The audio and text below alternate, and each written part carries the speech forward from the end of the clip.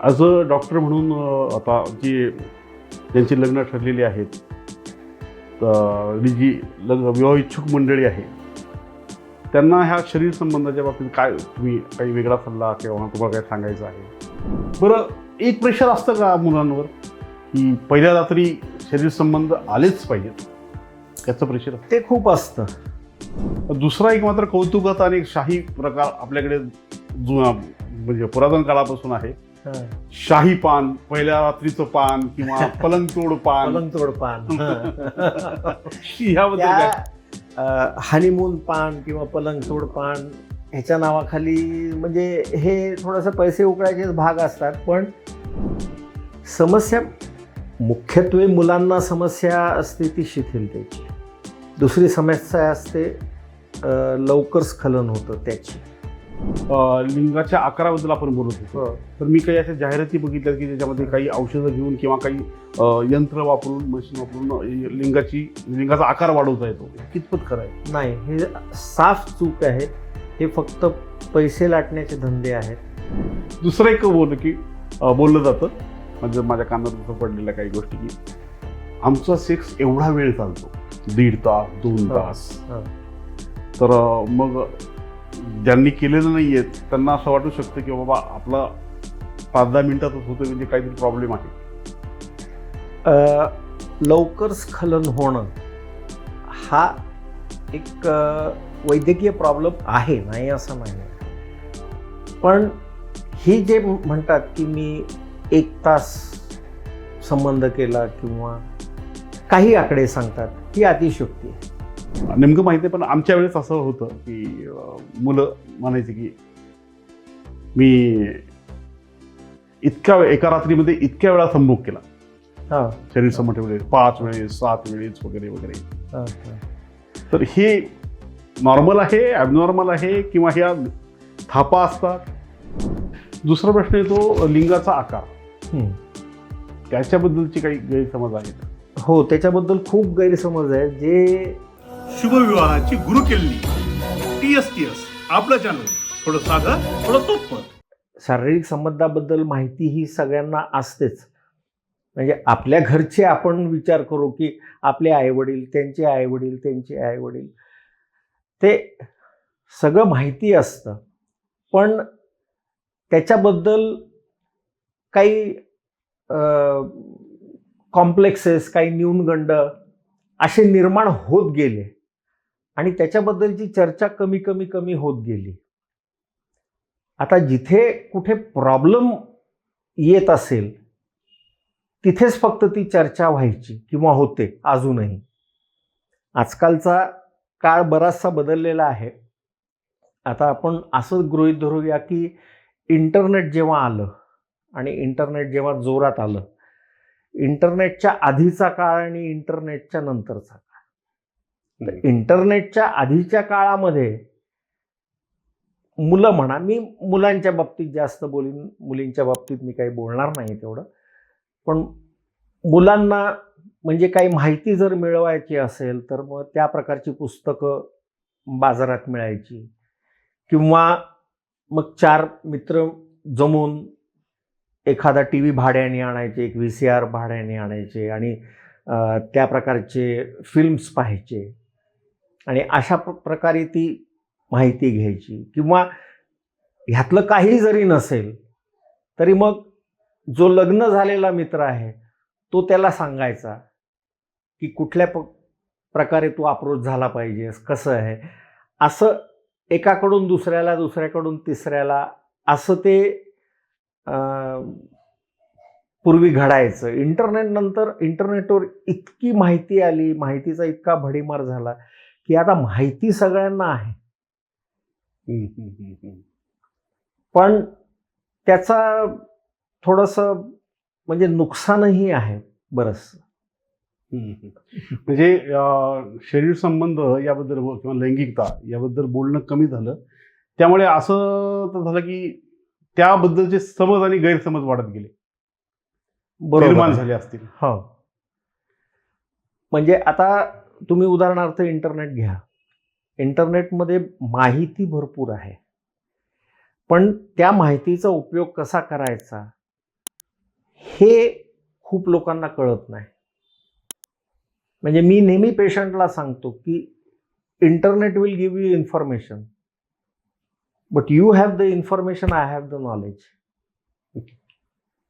त्यामुळे त्या इन्फॉर्मेशनचं काय आणि कसा उपयोग करता हे महत्वाचं आहे. आता उदाहरणार्थ काही मुलं माझ्याकडे येतात आणि ते बरेच डिप्रेस्ड असतात, ते बरेच खजील झालेले असतात आणि त्यांनी कुठेतरी काहीतरी वाचलेलं असतं, यूट्यूबवर पाहिलेलं असतं किंवा अजून कुठेतरी वाचन झालेलं असतं आणि बरोबर चुकीचं जे आहे ते उचललेलं असतं आणि ते चुकीची माहिती आपल्याला ती लागू पडतीये असं त्यांना कायम वाटत असतं. तर सर, स्त्री पुरुष शारीरिक संबंध किंवा लैंगिकता वगैरे याबद्दल समज आणि गैरसमज ह्या गोष्टीबद्दल आज आपल्याला म्हणजे आम्हाला सगळ्यांना तुमच्याकडून जाणून घ्यायचं आहे. जरूर. शरीर संबंध, समज आणि गैरसमज याबद्दल माहिती देण्यासाठी नांदेडचे प्रसिद्ध युरोलॉजिस्ट डॉक्टर उमेश भालेराव हे आपल्या TSTS चॅनलमध्ये आलेले आहेत. तर डॉक्टर साहेब, दर्शकांतर्फे आणि आपल्या चॅनलतर्फे तुमचं खूप खूप स्वागत. मीही तुमचा खूप आभारी आहे की या माध्यमातून थोडंसं प्रबोधन लोकांचं व्हावं ही माझी इच्छा आहे. तर आपल्याला जी काय माहिती पाहिजे असेल ती मी द्यायला तर तयार आहे, आपण विचारू शकता. तर सर, काय होतं की बऱ्याचदा माहीत असतं, पाहून माहीत असतं, ऐकून माहीत असतं, वाचून माहीत असतं शरीर संबंधाबद्दल, पण ती गोष्ट केलेली नसते. मग केलेली नसते त्यामुळे जाणून घ्यायच्या भूमिकेतून त्यांना काही समज आणि गैरसमज निर्माण होतात. तर नेमके काय गैरसमज असतील बरं तुमच्या ज्या तुमच्या अनुभवामधून काय गैरसमज असतात? नाही, आता कसं झालंय की सध्याचा काळ असा आहे की जवळपास जसं मी मगाशी म्हटलं की इंटरनेटच्या आधीचा काळ, इंटरनेट नंतरचा काळ, इंटरनेटवर गुगलवर बरंच वाचन असतं, त्या प्रकारचे फिल्म्स असतात, त्या प्रकारची माहिती असते आणि त्याच्यातनं थेरॉटिकल माहिती असते. सध्याचा असाही काळ मी म्हणू शकीन, आता टक्केवारी मला एक्झॅक्टली सांगता येणार नाही, पण बरेच लोकांनी म्हणजे मुलांनी तरी ह्याचा अनुभव घेतलेला असतो. फार थोडी टक्केवारी अशी आहे जिथे बिलकुलच काही अनुभव नाही आहे.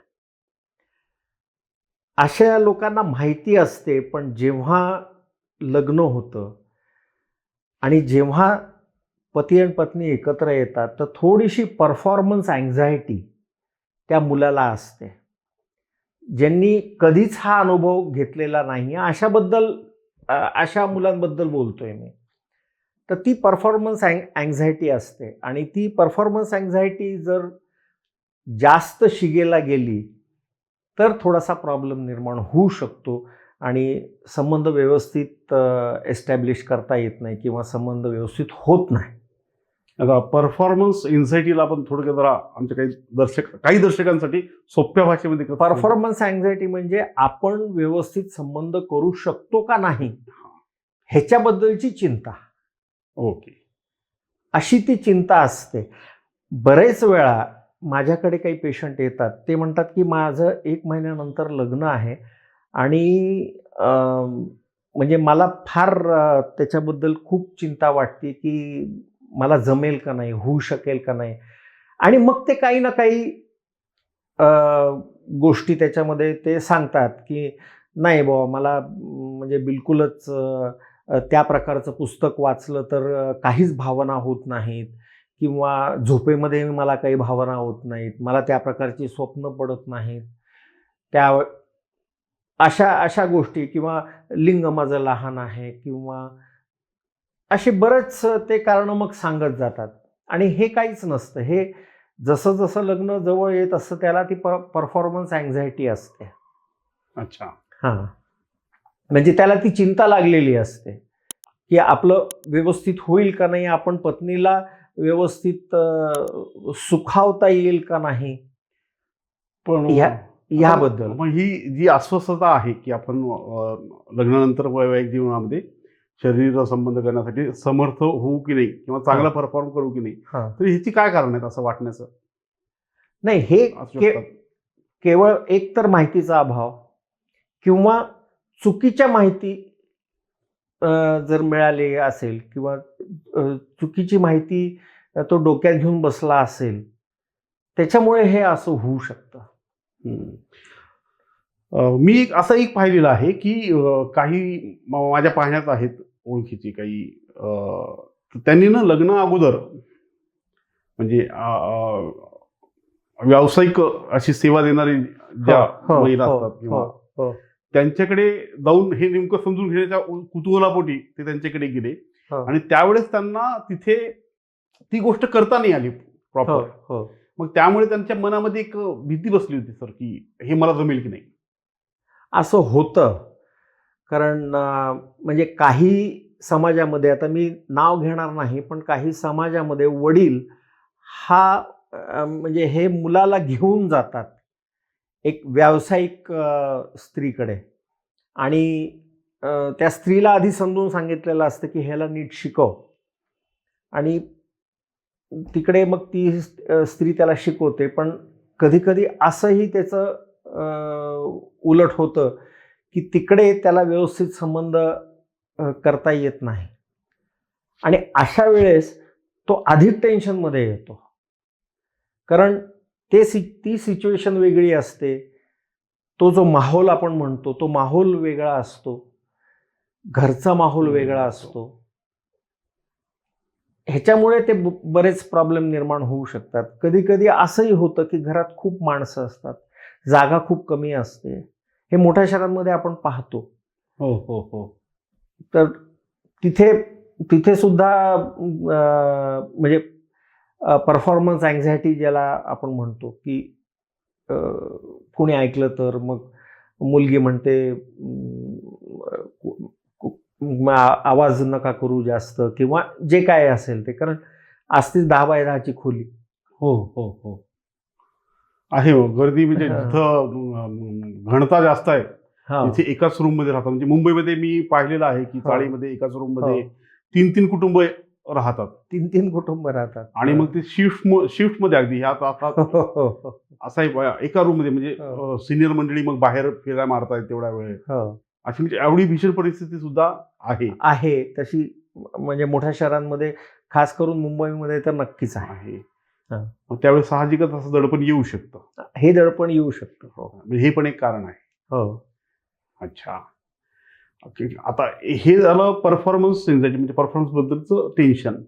बाकी अजून काय टेन्शन असतं दडपण असतं, म्हणजे कुठल्या प्रकारची गैरसमजाच्या भूमिकेतून पाहिलं? हा, त्याच्यामध्ये सुद्धा कसं असतं की बरेच गैरसमज आहेत. गैरसमज असे की मुलाला वाटत असतं की त्यांनी तरुण वयामध्ये किंवा तो तरुण झाला तेव्हा हस्तमैथून केलं आणि हस्तमैथुनामुळे मला कमजोरी निर्माण झाली, ही कॉमन तक्रार आहे. अच्छा. तर त्यांना ते समजून सांगावं लागतं की हस्तमैथून करणं हे एकतर चुकीचं नाही आहे, म्हणजे तुला करायचं असेल तर करू दे, ते तुमचे इमोशन्स बाहेर काढण्याचा एक प्रकार आहे, त्याच्यामध्ये वाईट काही नाही आहे. ती एक नैसर्गिक क्रिया आहे. जसं स्त्रीबरोबर संबंध आहेत तसं स्त्री नसताना एकट्याने ते इमोशन्स बाहेर काढण्याची एक प्रक्रिया आहे, पण त्याच्यामुळे कधी कमजोरी येत नाही. त्याला कोणीतरी सांगितलेलं असतं तू फारच हस्तमैथून केलेला आहे आणि तुला कमजोरी निर्माण होऊ शकते, हे साफ चुकीचं आहे. हस्तमैथुनाचा जर अतिरेक झाला असेल तर नाही, त्याच्याने काही फरक पडत नाही. थोडं थेट म्हणजे विचारतो मी की हस्तमैथुनाने शारीरिक दुर्बलता किंवा अति हस्तमैथुनाने शारीरिक दुर्बलता येऊ शकते का? शारीरिक दुर्बलता हस्तमैथुनाने येत नाही. आणि अति हस्तमैथुन म्हणजे काय? किती वेळा? 1 वेळा, 2 वेळा, 3 वेळा, 4 वेळा, 5 वेळा दिवसातनं तुम्ही अति कशाला म्हणाल ह्याचं काही डेफिनेशन नाही आहे ना. त्यामुळे समजा त्यांनी दिवसातनं 2-3 वेळा जरी केला हस्तमैथून तर त्याच्याने काही फरक पडत नाही. 1-2 दिवस त्याला स्वतःला थोडी शिथिलता जाणवू शकते, कारण त्यांनी 2-3 वेळा एका पाठोपाठ एक केलेला आहे, पण ते नॉर्मल आहे. अच्छा. हां, त्याच्यानी कायमस्वरूपी कमजोरी किंवा कायमस्वरूपी शिथिलता कधीच येत नाही. दर्शकांना सगळ्यात महत्त्वाची गोष्ट आपल्याला डॉक्टर साहेबांनी सांगितलेली आहे की हस्तमैथून आणि शारीरिक दुर्बलता याचा अजिबात संबंध नाही आहे. हो, किंवा त्याबद्दलचा गिल्ट मनात राहतो. तो गिल्टच घेऊन फिरतात ही मुलं. खरं हे म्हणजे सत्य नाही आहे.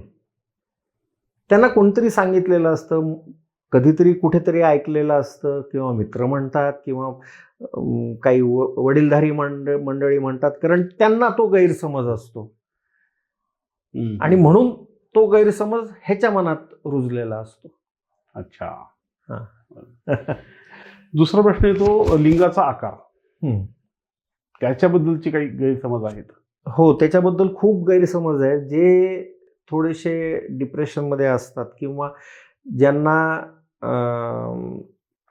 थोडंसं त्याच्याबद्दल न्यूनगंड असतो, थोडासा कॉम्प्लेक्स असतो, त्यांना असं वाटतं की आपलं लिंग लहान आहे.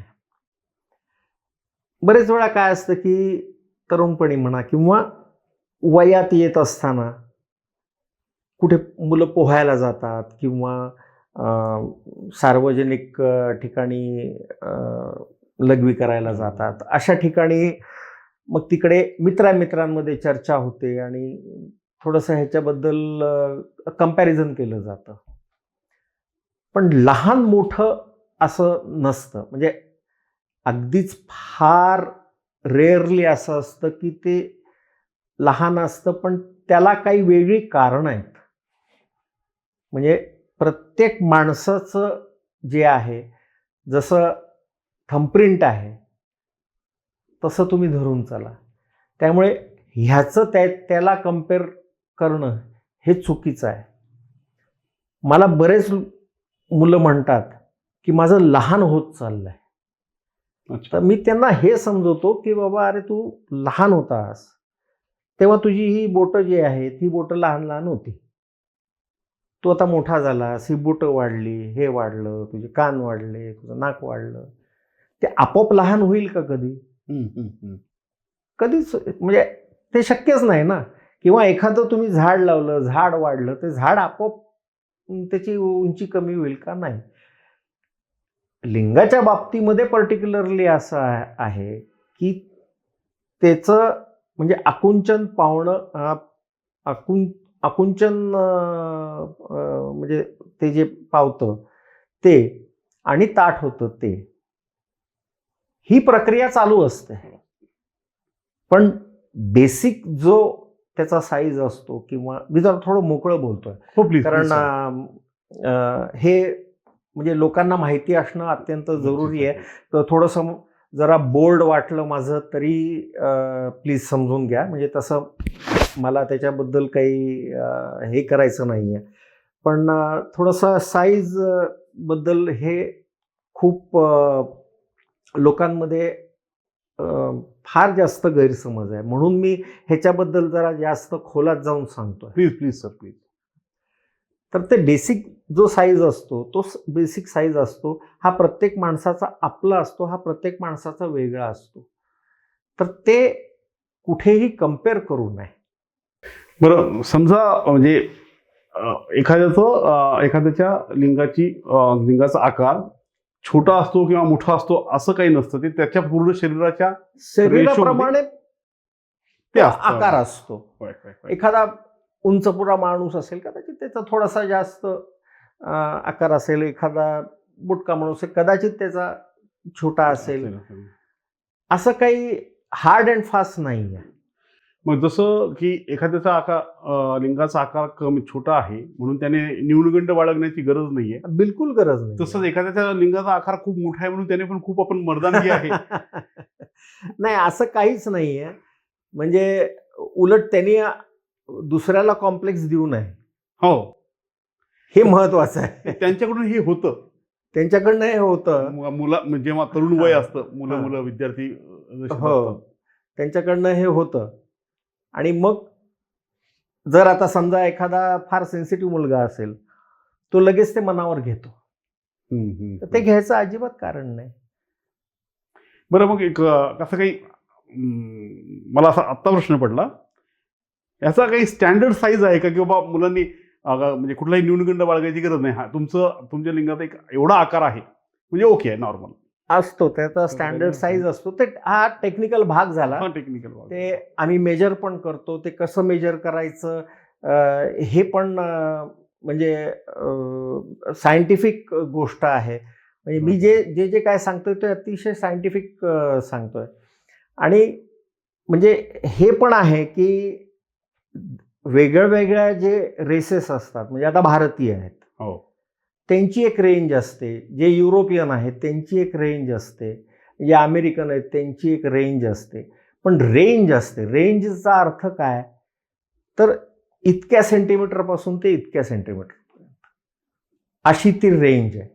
ह्याच्यामध्ये जर बसत असेल, जे 99.99% बसतात, मग ते नॉर्मल आहेत. अच्छा. हां. तर मित्रांनो, लिंगाच्या आकाराबद्दलचा कुठलाही न्यूनगंड बाळगण्यापेक्षा हां. किंवा स्वतःला डिप्रेस करून घेण्यापेक्षा किंवा ती अस्वस्थता मनात ठेवण्यापेक्षा आपण डॉक्टरांचा सल्ला घ्यावा, हे सगळ्यात महत्त्वाचं आहे. हो, म्हणजे मी आता जे सांगितलं ते एकदम वैज्ञानिक आहे ते. आणि म्हणजे त्याच्याबद्दल कोणी असा कॉम्प्लेक्स किंवा असं न्यूनगंड बाळगायची गरज नाही. दुसरं एक अजून बघितलं सर, की आताची तरुण कदाचित मोठ्या शहरातले असं बोलतात की नाही माहीत नाही, मित्रांमध्ये नेमकं माहीत नाही, पण आमच्या वेळेस असं होतं की मुलं म्हणायचे की मी एका रात्रीमध्ये इतक्या वेळा संभोग केला, हां. शरीर समोर ठेवले 5 वेळेस 7 वेळेस वगैरे वगैरे. हां, हां.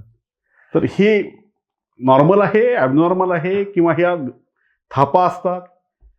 नाही, कसं असतं त्याच्यामध्ये, आता काही लोकांना रंगवून सांगायची सवय असते.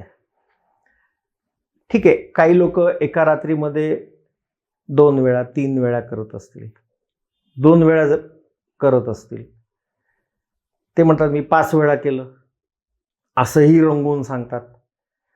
काही लोक ॲक्च्युअल 2 वेळाही करत असतील, तो त्यांच्या शारीरिक कपॅसिटीचा भाग झाला. पण आम्ही म्हणजे ते जेव्हा ही मुलं आमच्याकडे येतात लग्नाच्या नंतर, की नाही एकदाच माझा संबंध होऊ शकतो, त्याच्यानंतर काही होत नाही, ते सुद्धा नॉर्मल आहे. आम्ही हेही सांगतो त्यांना की समजा तू आज संबंध केलास, उद्या करायचा प्रयत्न केला पण नाही जमलं आणि परवा जमलं, तरी ते सुद्धा नॉर्मल आहे. तर म्हणजे प्रत्येक वेळेस दुसऱ्याशी कंपेअर करणं हे चुकीचं आहे.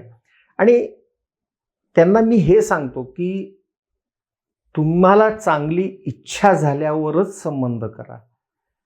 रोज आपला करायलाच पाहिजे म्हणून जर करायला गेलात तर कुठेतरी ते फसणार. अच्छा. कदाचित 10 दिवस चांगलं होईल, 15 दिवस चांगलं, आणि लग्न झाल्या तर खूप उत्साह असतो आणि रोजच संबंध करायचं एक म्हणजे इच्छा पण असते. पण मग कधी कधी एक 15-20 दिवस झाले, महिना झाला की अशी काही मुलं येतात माझ्याकडे की नाही, लग्न झाल्या सगळं ठीक होतं पण आता सगळं झालंय. म्हणजे मी त्यांना म्हणतो, बाबा वर्षभराचं जेवण जर तू एकाच दिवशी घ्यायला गेलास तर अजीर्ण तर होणारच ना. थोडं घे, चांगली इच्छा झाल्यावर खा, भूक लागल्यावर खा.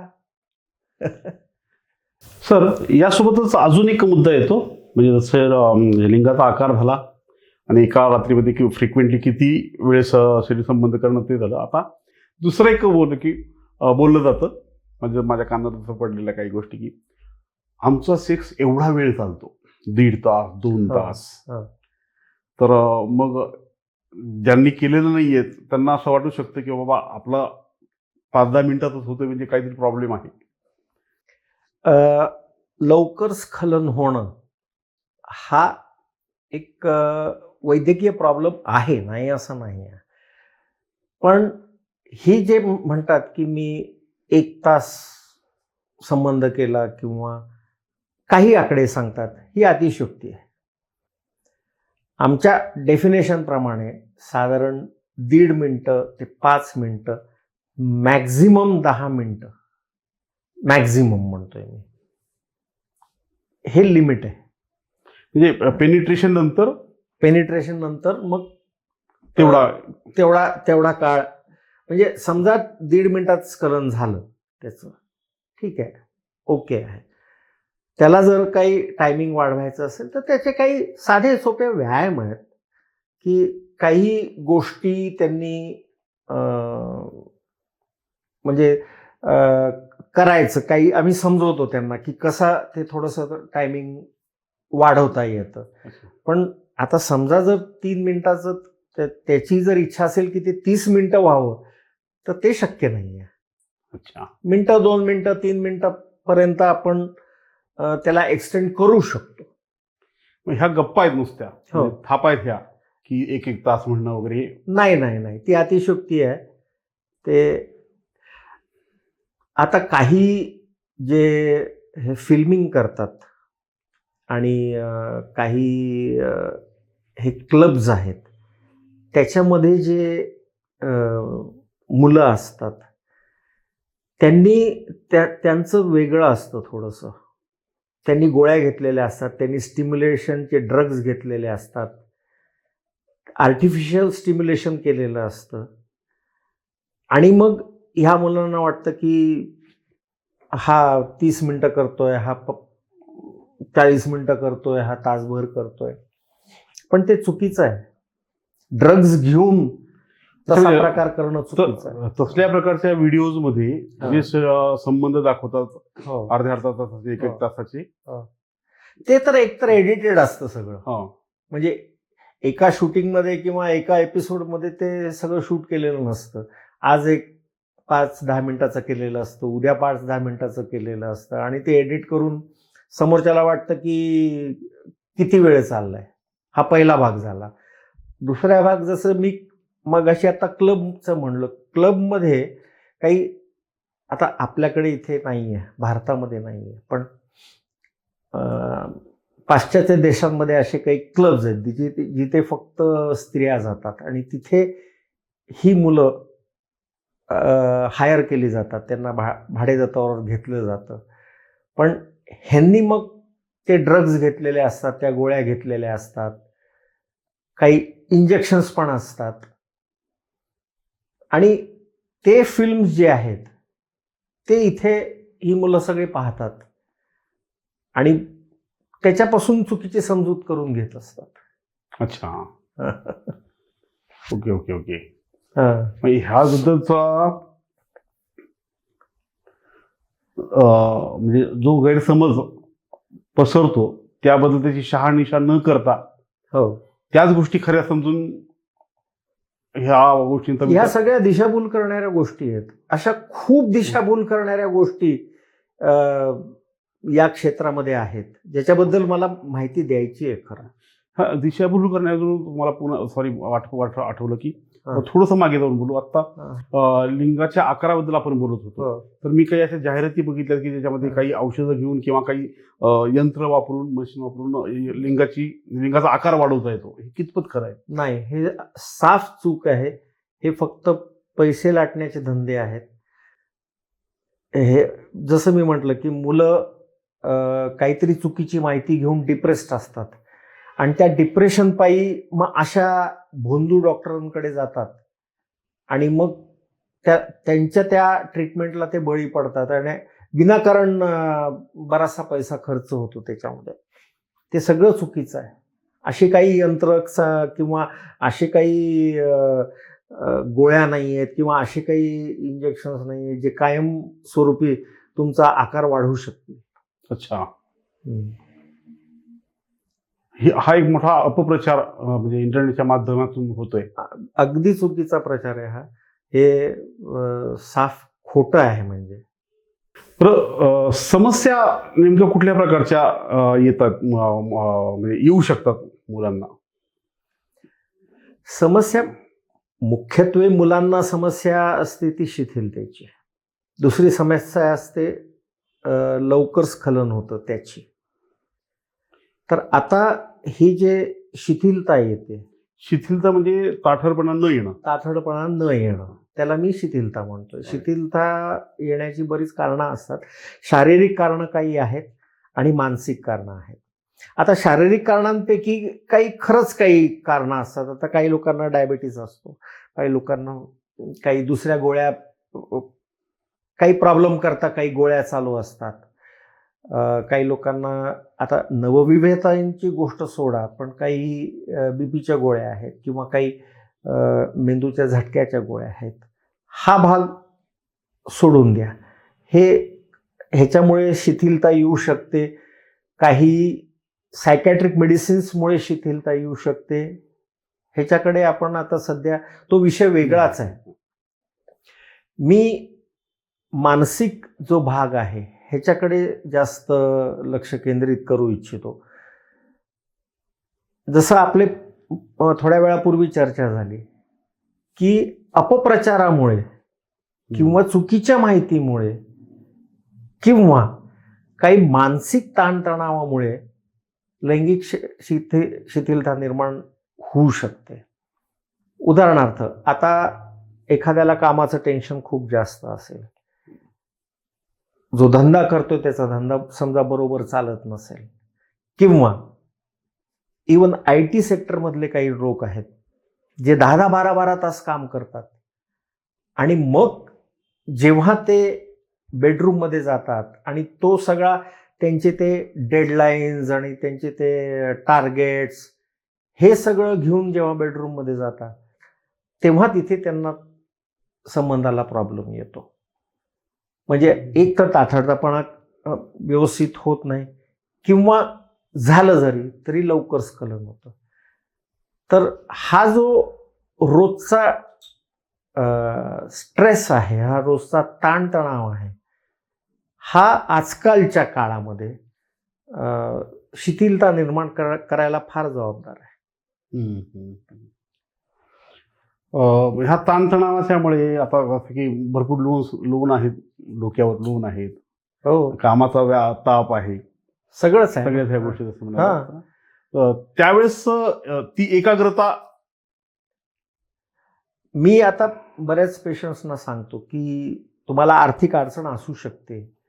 तुम्हाला काही, बरं आर्थिक नसेल तर इतरही काही अडचण असू शकते, काही वैयक्तिक अडचण असू शकते, काही सामाजिक अडचण असू शकते, काही कौटुंबिक अडचण असू शकते. म्हणजे मुलाचं बापाचं पटत नाही, मुलीचं सासूचं पटत नाही, हे कौटुंबिक गोष्टी ह्या चालत राहतात. पण जे काय असेल त्या गोष्टी बेडरूममध्ये आणू नका. ते त्या बेडरूमच्या दरवाजाच्या बाहेर सोडा. हे जर तुम्हाला जमलं तर तुम्हाला एक गोळी पण घ्यायची गरज नाही. अच्छा. तर हे असे बरीच कारणं असतात. आता आमच्याकडे काही मी म्हणेन मंडळी येतात. मंडळी म्हणजे कशी, की मुला मुलीचं पटत नाही. मुलीने आरोप केलेला असतो की हा माणसात नाही. बर. मग मुलीचे 3 जण, मुलाचे 3 जण असे सगळे येतात. मुलगा मुलगी पण सोबत असतात आणि मग आमच्या समोरच खरं तर भांडण चालू होतं त्यांचं. मग आम्हाला शांत करावं लागतं त्यांना. मग एकेकाला बाहेर काढायचं, एकेकाला आत घ्यायचं, त्यांना त्यांच्या समस्या जाणून घ्यायच्या, मुलीच्या समस्या जाणून घ्यायच्या, मुलाच्या समस्या जाणून घ्यायच्या. आणि मग हे लक्षात येतं की प्रॉब्लेम कोणातच नसतो, ना मुलात असतो ना मुलीत असतो. मुलगा फक्त मुलीवर आरोप करत असतो, मुलगी मुलावर आरोप करत असते, पण प्रॉब्लेम कोणाचाच नसतो. त्यांचं आपसात सूत जुळलेलं नसतं. अच्छा. कदाचित इच्छेविरुद्ध लग्न झालं असेल असंही खूप होतं. त्या मुलाचं कुठेतरी दुसऱ्या मुलीवर प्रेम असतं किंवा मुलीचं दुसऱ्या मुलावर प्रेम असतं आणि हे लग्न जबरदस्ती झालेलं असतं. अशा गोष्टी बऱ्याच असतात. म्हणजे यातनं खूप गोष्टी निघतात. पण मग हा इश्यू थोडासा सेन्सिटिव्ह आहे. त्याच्यामुळे मग आम्हाला ते बरोबर सगळ्यांना नीट समजेल असं सांगावं लागतं की जेणेकरून कोणाचंही मन दुखवू नये. हा विषय झाला लैंगिक म्हणजे शिथिलतेचा. शीघ्रपतनाच्या बाबतीत काय होतं? शीघ्रपतनाचा हा प्रॉब्लेम जो असतो तो हा थोडासा शारीरिक प्रॉब्लेम असतो. पुरुषामध्ये काही ग्रंथी असतात आणि त्या ग्रंथीचं एक जे हॉर्मोन असतं त्याचं त्या हिशोबाने सिक्रेशन होत नसतं आणि म्हणून शीघ्रपतनाचा हा प्रॉब्लेम होतो. ह्याच्यावर परत शीघ्रपतन जसं मी म्हटलं की स्ट्रेस हे खूप कारणीभूत आहे. तुम्हाला जर मानसिक ताणतणाव असेल कुठल्याही बाबतीमुळे तर शीघ्रपतनाचा प्रॉब्लेम येतो. अच्छा. आता ह्याच्यात थोडंसं ट्रीटमेंट भागाबद्दल एक हे सांगतो की ह्याच्यामध्ये पती आणि पत्नी ह्यांचं जर सामंजस्य असेल, ह्यांचं अंडरस्टँडिंग चांगलं असेल तर हा प्रॉब्लेम लवकर बरा होतो. अच्छा. म्हणजे पत्नीचं कोऑपरेशन हे फार जरुरी असतं. मग त्यालाही काही व्यायाम आहेत जे आम्ही शिकवतो. त्याला आमच्याकडे तर खरं पत्रक आहे. ते पत्रक त्याला वाचायला सांगतो की तू हे वाच आणि त्याप्रमाणे वाग. आणि त्याला हेही सांगतो की ह्याच्यामध्ये इम्प्रूव्हमेंट व्हायला किंवा सुधारणा व्हायला थोडासा वेळ लागेल. तर थोडंसं तू आणि तुझी पत्नी यांनी धीर धरणं आवश्यक आहे असं आहे. बाकी मग काही गोळ्या वगैरे आहेत त्या फार ठराविक केसेसला आम्ही वापरतो. सगळ्यांना काही आम्ही वापरत नाही. तुमच्यातर्फे ह्याच्यावर औषधोपचार होतो? हो. म्हणजे शिथिलता आणि शीघ्रपतन याबद्दल आपल्याकडे म्हणजे तुमच्या पॅथीमध्ये औषधोपचार आहेत. हो. पण डायरेक्ट दुकानावर काही औषधं डायरेक्ट मिळतात विदाउट प्रिस्क्रिप्शन. ते खरंच खूप चुकीचं आहे. आता ह्याच्यामध्ये आता सध्या अशी ट्रेंड झालेली आहे सध्या की आता लग्न झालं की मित्र एक त्या प्रकारची गोळी आणून देतो. म्हणजे सिल्डेनाफिल म्हणा, टाडालाफिल म्हणा, ती गोळी आणून देतो की ही वापर आणि म्हणजे तुझं एकदम होईल. ठीक आहे, त्या गोळीचा असर होतो नाही असं नाही. पण जर नैसर्गिक व्यवस्थित होत असेल तर गोळ्या घेऊन फार अधिक काही तुम्हाला त्याचा फायदा होत नसतो. गोळ्यांचे दुष्परिणाम काय आहेत हे त्यांना माहिती नसतं. आणि काही वेळेस म्हणजे 200-300 लोकांतनं एकदा एक एवढं म्हणेन म्हणजे इतका हाय इन्सिडन्स आहे. ते सिरियस पण होऊ शकतात. इतपत त्याचा दुष्परिणाम होऊ शकतो. तर त्यामुळे अशा ओव्हर द काउंटर मेडिसिन्स जे आहेत म्हणजे एस्पेशली ॲलोपॅथिक ड्रग्स जे आहेत ते शक्यतो वापरू नये. सिरियसनेस म्हणजे कुठल्या स्वरूपाचं होऊ शकतं? काय सिरियस म्हणजे एकदम बीपी ड्रॉप होऊ शकतं, हार्टचे प्रॉब्लेम होऊ शकतात. अच्छा अच्छा अच्छा. हां. बरं. मग ह्याला म्हणजे ह्या गोष्टीमुळे सवय पण लागू शकते या गोळ्यांची? काय होतं आता एकदा गोळी घेतली आणि त्याला चांगला अनुभव आला आणि समजा त्यांनी गोळी घेतली नाही आणि त्या गोळीपेक्षा त्याला कमी चांगला अनुभव आला तर मग त्याला वाटतं की नाही आपण गोळी घेऊ. मग तो गोळी घेत राहतो आणि होतं असं की हळूहळू ती गोळी सुद्धा काही काम करत नाही. आणि होतं उलटच. म्हणजे त्यांनी जर काहीच केलं नसतं तर तो व्यवस्थित संबंध करू शकला असता, पण गोळ्या घेऊन त्यांनी स्वतःचं नुकसान करून घेतलंय, असं खूप वेळा दिसून येतं. अच्छा. हा.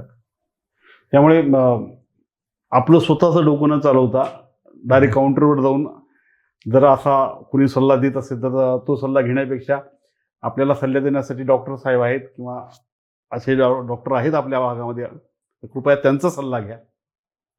आणि मी आमच्या केमिस्ट बंधूंना हे सांगू इच्छितो की कोणी जर असं गोळी मागण्यासाठी आलं तर कृपया प्रिस्क्रिप्शन शिवाय अशा प्रकारच्या गोळ्या देऊ नका, ही माझी त्यांना नम्र विनंती आहे.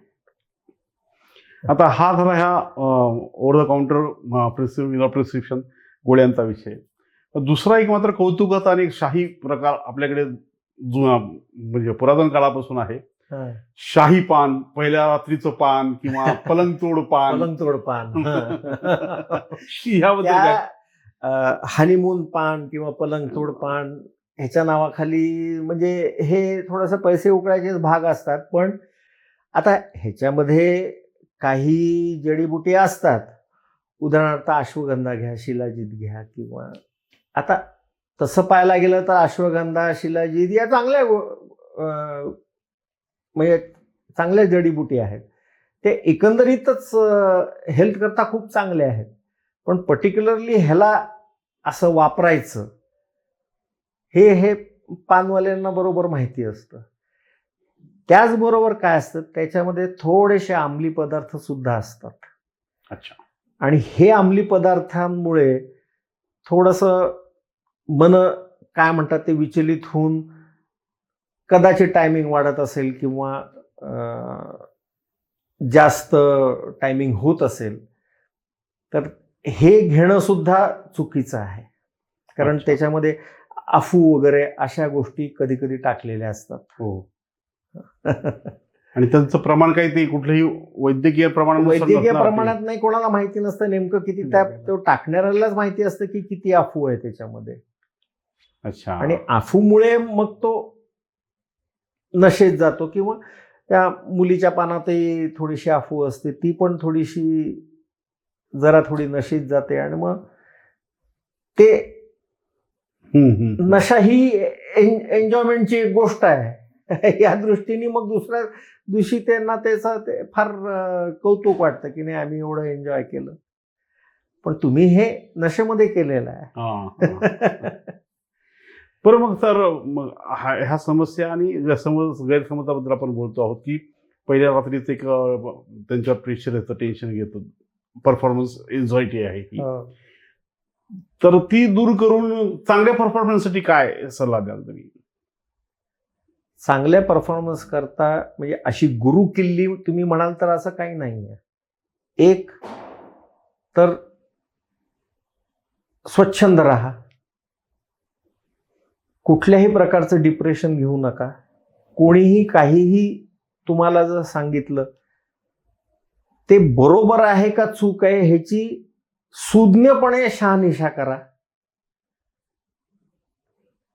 आणि बाकी काही नाही. मग हे जर सगळं व्यवस्थित असेल, तुम्ही शारीरिक जर सगळे व्यवस्थित असाल, तर तुम्हाला ना कुठल्या मदतीची गरज आहे, ना कुठल्या थेरपीची गरज आहे, काही तुम्हाला गरजच नाही. तुम्हाला डॉक्टरकडे यायची गरज नाही आहे.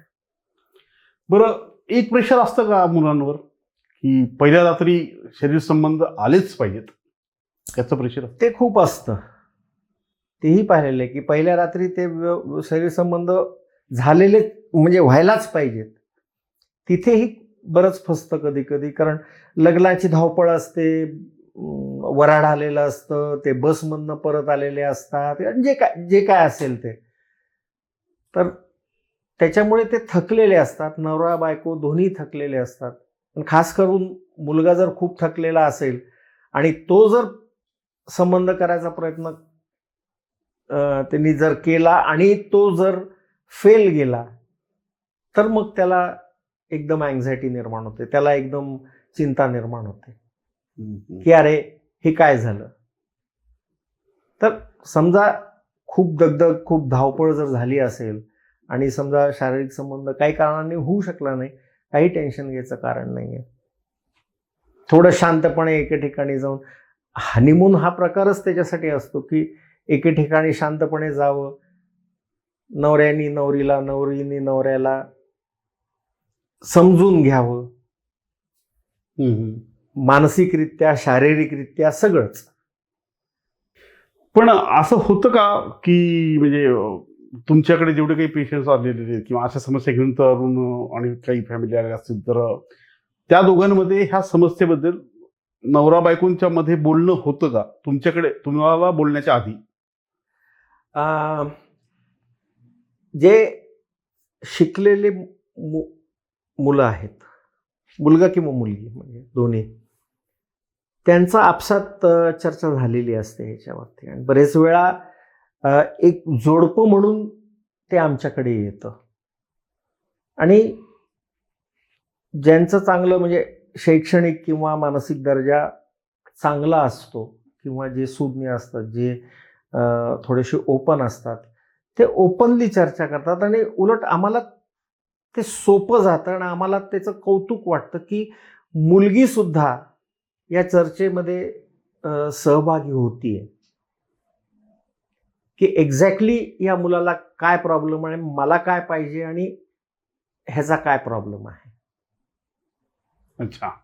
तर कधी कधी ती मुलगी सुद्धा आम्हाला सांगते की हा प्रॉब्लेम येतोय. आणि साधे साधे प्रॉब्लेम असतात, सोडवण्यासारखे प्रॉब्लेम असतात. अच्छा. बरं, तुमच्याकडे येणाऱ्या पेशंटपैकी ग्रामीण भागातले जास्त असतात, शहरी भागातले जास्त कमी असतात, आता काही नाही, असं काही नाही. शहरी भागातलेही असतात, ग्रामीण भागातलेही असतात. आता आपल्या नांदेडसारख्या शहरामध्ये जे की आता म्हणजे छोटी शहर आहे ती, तर किती अवेअरनेस आहे बरं ह्याबद्दल, कसं वाटतंय? आता अवेअरनेस वाढलाय. इव्हन नांदेड सारख्या शहरामध्ये आता अवेअरनेस वाढलाय. मोठ्या शहरामध्ये तर अवेअरनेस वाढलाच आहे. आता ज्याला आपण लिव्ह इन रिलेशन म्हणतो, ते मोठ्या शहरांमध्ये आपण खूप आता आजकाल जरा हे प्रमाण वाढलेलं आहे. तसा आता नांदेड सारख्या शहरातही अवेअरनेस भरपूर वाढलेला आहे.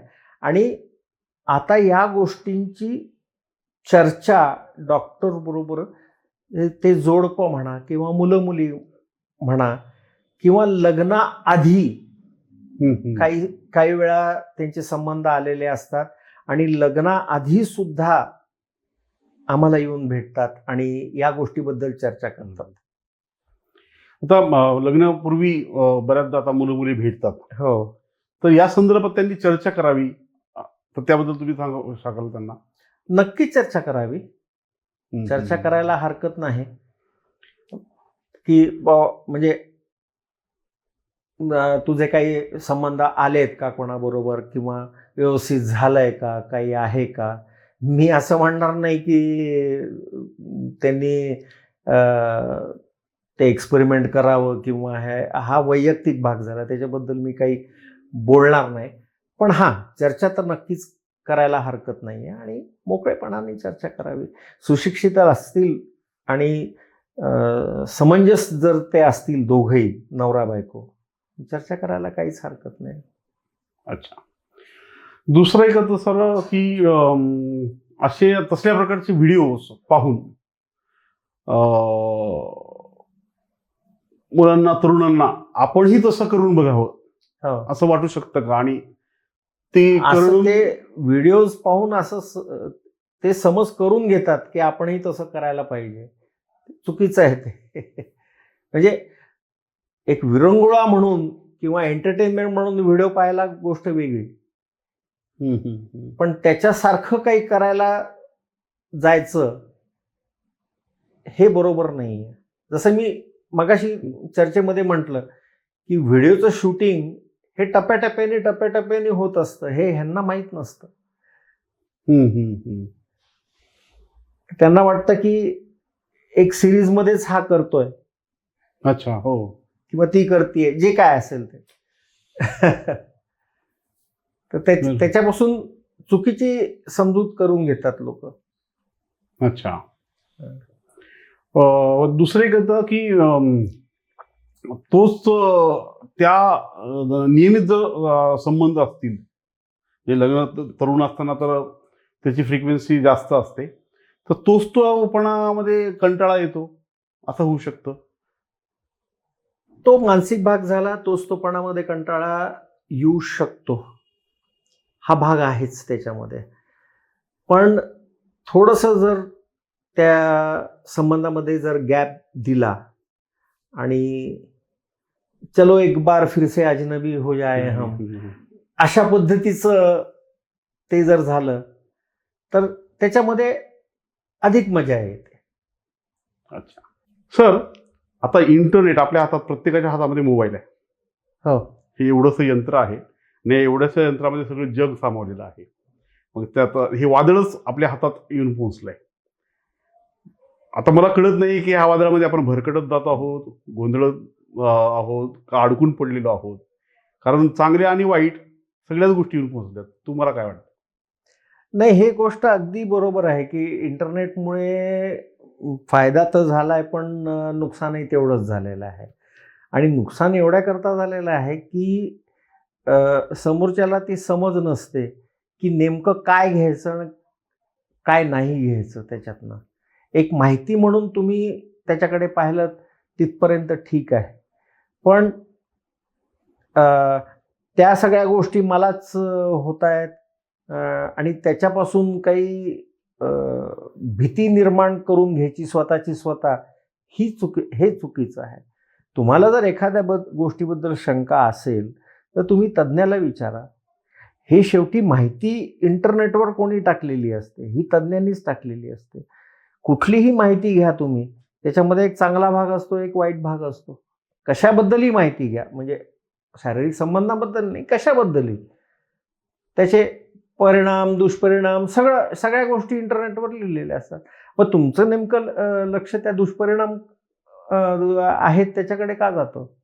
त्याच्यावर कशाला जातं? त्याचे परिणाम काय, त्याच्या चांगल्या गोष्टी काय आहेत, त्याच्याकडे लक्ष केंद्रित करा. म्हणजे ही तुमची मानसिकता असते जे तुम्हाला उलट्या दिशेने घेऊन जाते. तुमची पॉझिटिव्ह मानसिकता जर असेल तर तुम्ही चांगल्या गोष्टी त्याच्यातनं शिकाल. तुमची जर निगेटिव्ह मानसिकता पहिल्यापासून असेल तर त्यातल्या फक्त निगेटिव्ह गोष्टी उचलाल. इंटरनेटवर तर सगळंच दिलेलं असतं. तर जसं मी म्हटलं की परिणाम आहेत चांगले, पण दुष्परिणामही आहेत. त्याचा फायदाही आहे, तोटाही आहे. आपण समंजस राहिलं पाहिजे.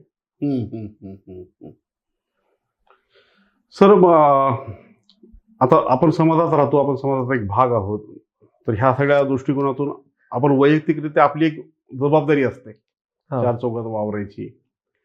जेव्हा म्हणजे पारिवारिक गोष्टीमध्ये, पती-पत्नीच्या नात्यामध्ये जर शारीरिक संबंधांवरून तणाव निर्माण होत असेल, तर आपण कसं एकत्रित कुटुंब पद्धतीत राहणारे लोक आहेत, तर त्याचा परिणाम त्या कुटुंबावरही पडतो, त्या दोन कुटुंबावर येतो. मग ही जबाबदारी त्या तरुण आणि तरुणीची आहे, त्याबद्दल सजग होण्याची. त्यासोबत समाजाची सुद्धा एक जबाबदारी येते का, की ह्या गोष्टींना आता उघडपणे व्यक्त होण्यास वाव द्यावा, मुभा द्यावी किंवा चर्चा व्हाव्यात त्यावर. त्यासाठी तो समाज तेवढा सुधारित असणं अत्यंत जरुरी आहे. आता कुठल्याही, हा फार म्हणजे तत्वज्ञानाचा विषय आहे की समाजाने काय करायला पाहिजे. नुसतं म्हणजे लैंगिक समाधान ह्याच्याबद्दल नाही, पण बऱ्याच गोष्टी, बरेच विषय आहेत. ह्याच्यामध्ये समाजाचं जे काय म्हणतात, त्याचं जे योगदान आहे, हे समाजाचं योगदान हे बरंचसं असतं. आंतरजातीय विवाह घ्या, लैंगिक म्हणजे नवरा बायकोचे प्रॉब्लेम्स घ्या, समाजातल्या मुलांनी किती शिकायचं ह्याच्याबद्दल घ्या, कशाबद्दलही घ्या, कुठलाही विषय घ्या. समाजाची जबाबदारी ही खूप मोठी असते प्रत्येक गोष्टीत, प्रत्येक विषयात, नुसत्या ह्या विषयाबद्दल नाही. तर समाजाने सुद्धा पाहण्याचा दृष्टिकोन जो आहे तो बदलणं अत्यंत जरुरी आहे. आणि समाज तेव्हाच बदलेल जेव्हा समाजातला प्रत्येक माणूस बदलेल. बरं, याशिवाय कदाचित माझ्याकडून एखादा प्रश्न राहून गेला असेल किंवा मला ती गोष्ट मला कळली नसेल. ॲज अ डॉक्टर म्हणून आता ज्यांची लग्न ठरलेली आहेत, तर जी विवाह इच्छुक मंडळी आहे, त्यांना ह्या शरीर संबंधाच्या बाबतीत काय तुम्ही काही वेगळा सल्ला किंवा तुम्हाला काय सांगायचं आहे? वेगळा असा काही सल्ला असा नाही. मी त्यांना एवढंच म्हणेन की मोकळेपणाने एकमेकांशी चर्चा ह्याच्याबद्दल करायला हरकत नाही. मुलांना खास करून मी हे सांगेन की कुठल्याही चुकीच्या उपदेशाला म्हणा किंवा चुकीच्या सल्ल्याला बळी पडू नका. जे तुम्हाला माहिती आहे, माहिती नसेल कुठली गोष्ट आहे, तज्ज्ञांकडे जा, तज्ज्ञांकडनं सल्ला घ्या. पण कोणावरही असा विश्वास ठेवून, आता ह्याच्यामध्ये भोंदू डॉक्टर खूप असतात, तर त्यांच्यावर विश्वास ठेवून असं काही स्वतःची हानी करून घेऊ नका. हेच मला त्यांना सांगायचं. दुसरं एक सर, सार्वजनिक मुताऱ्यांमध्ये अशा प्रकारच्या डॉक्टरांची खूप जाहिराती दिसतात. तर कुठल्याही शारीरिक म्हणजे अशा लैंगिक समस्येवर कोणत्या डॉक्टरांचा सल्ला घ्यावा? आता जसं आम्ही युरोलॉजिस्ट आहोत, युरोलॉजी आणि अँड्रॉलॉजी हा आमचा विषय आहे. अँड्रॉलॉजीमध्ये हे सगळ्या गोष्टी येतात. अच्छा. जिथे ह्या सगळ्या गोष्टींकडे आम्ही शास्त्रोक्त पद्धतीने पाहतो. आमच्यासोबत आम्हाला जर वाटलं की ह्याला शारीरिक काही व्याधी आहेत, तर ते आम्ही त्याचा उपचार करतो. आम्हाला वाटलं की हे थोडंसं मानसिक आहे, तर जे मानसरोग तज्ज्ञ आहेत आम्ही त्यांच्याकडे पाठवतो की जेणेकरून त्याला बरोबर मानसिकदृष्ट्या सुदृढ करण्याचा ते सल्ला देतात. अच्छा. तर मानसरोग तज्ज्ञ आणि आमचं हे सिम्बायोसिस, आमचं हे संधान असतं. त्यांना लक्षात आलं की काही पेशंट त्यांच्याकडे पण जातात मानसरोग तज्ज्ञांकडे, आणि त्यांना असं वाटतं की नाही, हे मानसिक नाही, हे शारीरिक काही प्रॉब्लेम आहे, मग ते आमच्याकडे पाठवतात. आम्हाला जर वाटलं की हे मानसिक प्रॉब्लेम आहे, तर मानसरोग तज्ज्ञाकडे पाठवतो. तर लैंगिकतेबद्दल काही समस्या असतील, काही आपल्याला शंका असतील, तर आपण युरोलॉजिस्ट डॉक्टरांचा सल्ला घेऊ शकतो. तर आपल्या ह्या मुलाखतीच्या आता आपण शेवटच्या टप्प्यामध्ये आलेलो आहोत. तर शरीर संबंधाबद्दल मुलांना जास्त माहिती मिळते मित्रांकडून, आणि दुसरी माहितीचं मोठं भंडार म्हणजे इंटरनेट. तर मित्र असू द्या किंवा इंटरनेट असू द्या, तिथून बऱ्याचदा समज नुसतेच येत नाही, तर गैरसमजही येतात. हो. त्यातून आपण हा जे काही समज आणि गैरसमज आहेत त्याबद्दल त्याचा आज उहापोह केला, त्याची ओळख करून घेतली. जे लिंगाचा आकार आहे, फ्रिक्वेन्सी आहे किंवा टायमिंग आहे, शीघ्रपतन आहे वगैरे, ह्या गोष्टी जे गैरसमज आहेत ते आपण दूर केले. खरं तर हा विषय खूप गहन आहे. हो. आणि एका एपिसोडमध्ये सगळ्या गोष्टींचा आपण उल्लेख करणं अशक्य आहे. यावर आपण भविष्यामध्ये निश्चितच वेगवेगळ्या विषयांवर आपण डॉक्टर साहेबांचा सल्ला घेऊया, मार्गदर्शन घेऊया.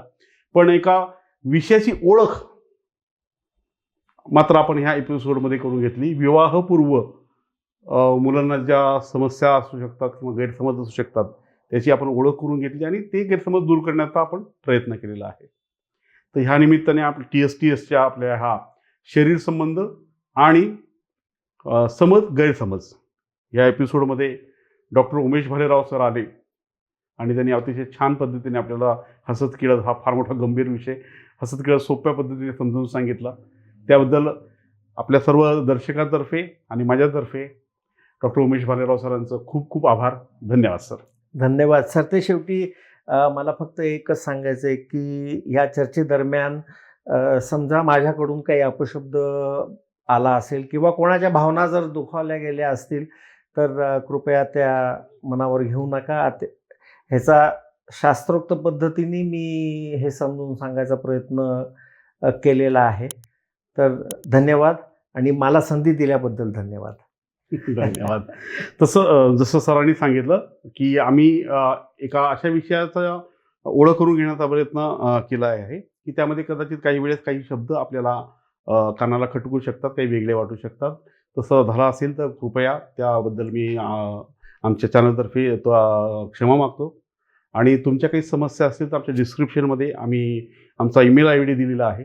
त्या ईमेल आय डीवर तुमच्या समस्या किंवा तुमचा प्रतिसाद, तुमचं जे काही मत असेल ते कृपया तिथे नोंदवावं. आणि लाईक करा, सबस्क्राईब करा आणि आपल्या मित्रमैत्रिणींना TSTS शेअर करा. थँक्यू. शुभविवाहाची गुरुकिल्ली TSTS आपलं चॅनल, थोडं साधं थोडं सोपं.